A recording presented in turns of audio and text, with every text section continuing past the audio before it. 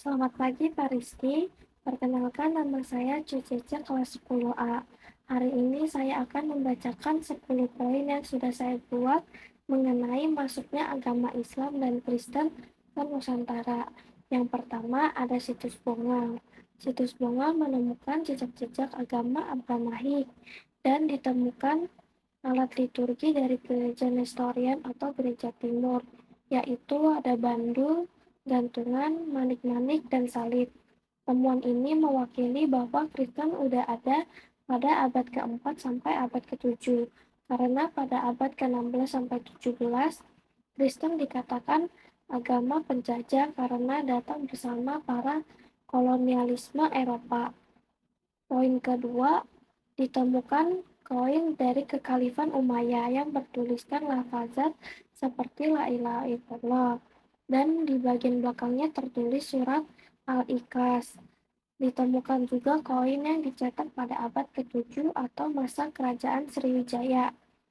Poin ketiga, pada abad ke-7, Jawa dikuasai oleh Ratu Sima yang memiliki kerajaan makmur. Lalu ada Pangeran Dazi, kolonial Arab. Dengan Pangeran Dazi menguji Ratu Sima dengan meletakkan bongkahan emas di kerajaan Ratu Sima di wilayah pinggiran yang disentuh oleh putra mahkota dari Ratu Sima.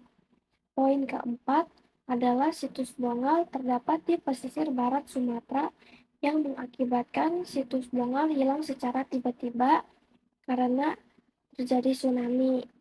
Poin kelima adalah Ordoriko. Ordoriko adalah orang Kristen pertama yang berinteraksi dengan Majapahit pada tahun 1322. Ia datang pada masa pemerintahan Raja Jayanegara atau Raja kedua Majapahit. Ordoriko mencatat bahwa di Jawa banyak sekali rempah-rempah dan istana besar di Tiongkok tidak bisa menyaingi istana Majapahit yang megah. Poin keenam yaitu Niccolo Conti, orang kedua yang datang ke Jawa setelah Ordoriko. Niccolo Conti datang pada masa Majapahit mengalami masa suram, karena pada tahun 1444 Niccolo Conti bercerita kepada Paus mengenai perjalanannya. Di catatan, Niccolo Conti mengatakan bahwa orang di Jawa makan kotor seperti makan tikus dan kucing. Dan di Jawa orang gampang saling membunuh. Namun catatan Niccolo Conti mirip dengan catatan Mahwan mengenai Jawa. Catatan Mahwan mengatakan orang Jawa juga makan tikus dan kucing. Begitu juga serangga. Poin ketujuh, pada tahun 1413 Mahwan mencatat mengenai kelaparan di Jawa karena dampak ekonomi setelah Perang Parekrek. Tahun 1426 Majapahit mengalami kelaparan. 1444 Niccolo Conti membaca catatannya. Poin ke-8 pada catatan Mahwan, ia mencatat mengenai 3 lapis masyarakat di pesisir.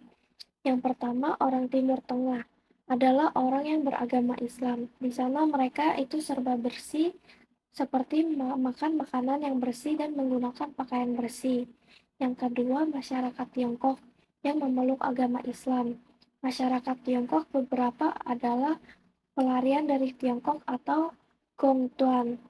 Yang ketiga, masyarakat lokal. Mereka hidup sangat kotor, seperti makan makanan kotor. Poin ke-9 yaitu makam Troloyo.